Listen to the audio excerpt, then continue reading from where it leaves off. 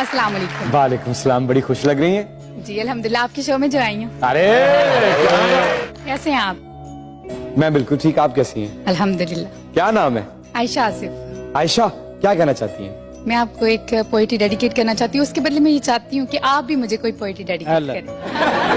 हाँ तो कर सकते हैं ना आप। पहले आप करें।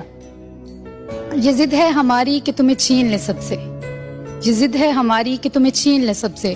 हम और जमाने से तकाजा नहीं करते और रो लेते हैं गोशाए तन्हाई में अक्सर। हम शहर की गलियों में तमाशा नहीं करते।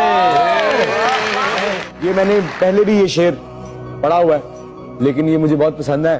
शकील अवान साहब का है कि दिले सादा को समझाया बहुत है। वाह।